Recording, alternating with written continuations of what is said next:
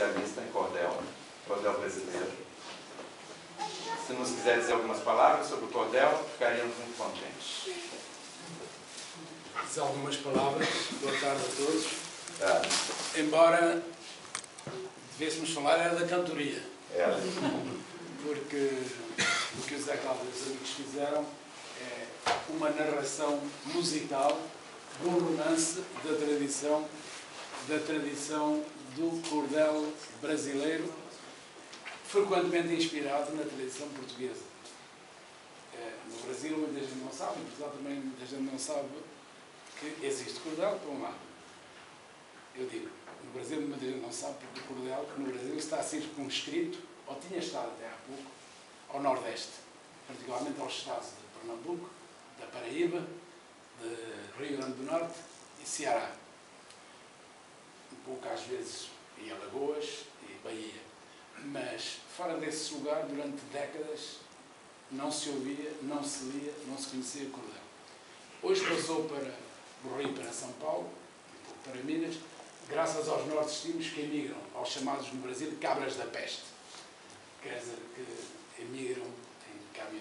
emigravam em caminhonetas precárias.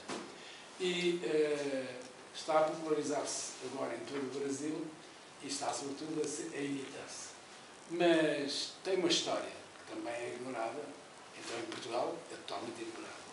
É verdade que no Brasil também ignora a história do cordel português. Em Portugal também muita gente ignora o cordel português. Então, e muita gente se pergunta, o que é que chama cordel? Bom, a resposta é simples. É porque eram uns folhetins que eram vendidos atrás de um cordel, pendurados nas paredes ou à cintura dos cegos. Um cordel os prendia. E o facto de se porem em paredes em cordéis frágeis, às vezes com alfinetes de segurança, presos para o vento não levar, exigia logo várias coisas. Exigia que não podia ser muito pesados. O folheto de cordel é um folheto, chama-se folheto porque, no fundo, é uma folha curta, não é? É uma folha dobrada. É uma folha dobrada. E é fácil de perceber, por exemplo, quando se vê o que, em tempos recentes, acontecia em Portugal, em tempos recentes, os mais recentes, folhetos de cordel eram esses que se vendiam em feiras e mercados em Portugal. Mas o folheto de cordel, isto foi na origem, quando foi descoberta a imprensa. Em Portugal há folhetos de cordel desde os fins do século XV, a imprensa descoberta por Gutenberg, cerca de 1440, e logo, podemos ter certeza, embora não conheçamos exemplares, logo se começaram a fazer folhetos que os livros eram muito caros. Os incunábulos eram caríssimos e tinham que estar presos a estantes, ninguém os podia transportar. E começou-se a inventar uma impressão barata, fácil, para os que soubessem ler, que também não eram muitos. Mas começou logo a descobrir-se uma coisa, é que os folhetos de cordel são para quem sabe ler, mas não só. Muitos analfabetos, ao longo dos séculos, compraram folhetos de cordel.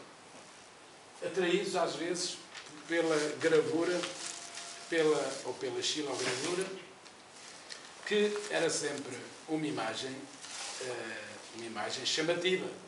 E, portanto, mesmo quem não sabia ler, ouvia os cegos a cantar, ouvia alguém a recitar e evidentemente, comprava, e se gostava sobretudo da história que ouvia, e esperava que fossem ler, são portugueses, esperava que fossem ler, os estudantes de Coimbra também faziam dinheiro vendendo folhetos, caloiradas, não é? Bom, então, um folheto muito popular, esta é a edição de 1822, Testamento de Manuel Brás Sapateiro. É o testamento jocoso, como na tradição portuguesa, há o testamento do burro, o testamento do galo, o testamento de Judas, o testamento da velha, o testamento do coelho, de vários animais, e, portanto, aqui é o sapateiro, mestre sapateiro. E, portanto, esta gravura era muito importante, xilogravura, gravura de madeiras. E, aliás, era importante também como arte, que se perdeu hoje já. Em Portugal não conheço xilogravadores, no Brasil ainda se encontra um ou outro, mas a xilogravura foi substituída primeiro pela zincogravura, depois pela fotografia e agora pela impressão offset. Quer dizer, já requintada, não é? Bom, o folheto, às vezes, o folheto não tinha capa. O folheto era do mesmo papel, a capa, e eu ia explicar, porque era o folheto, isto que temos aqui, No fundo, é isto assim, dobrado e no quarto. E fica um folheto. Era uma folha e fica um folheto.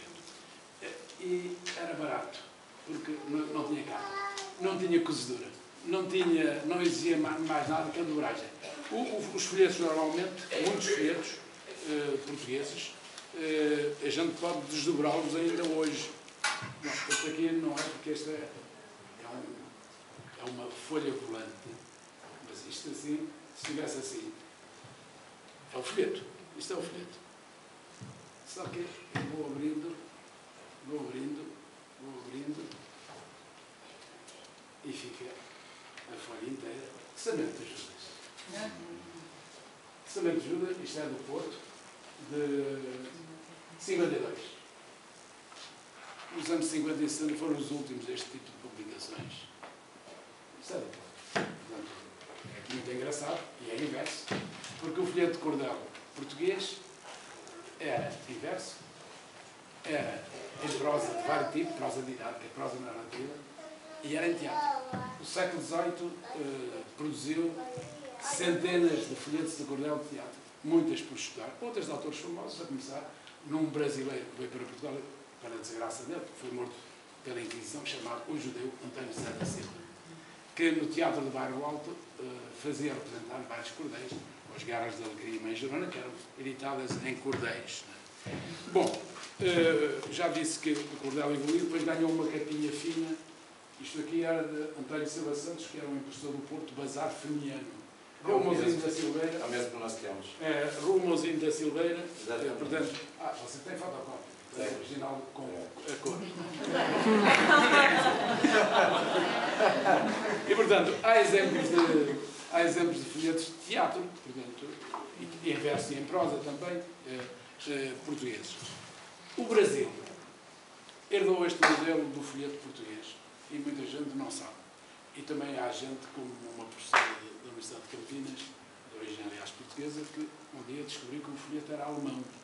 O folheto brasileiro vinha do alemão. Era muito interessante que os poetas analfabetos do Nordeste, e que eram às vezes tudo, eram cantadores, eram autores, eram tocadores, eram impressores, e portanto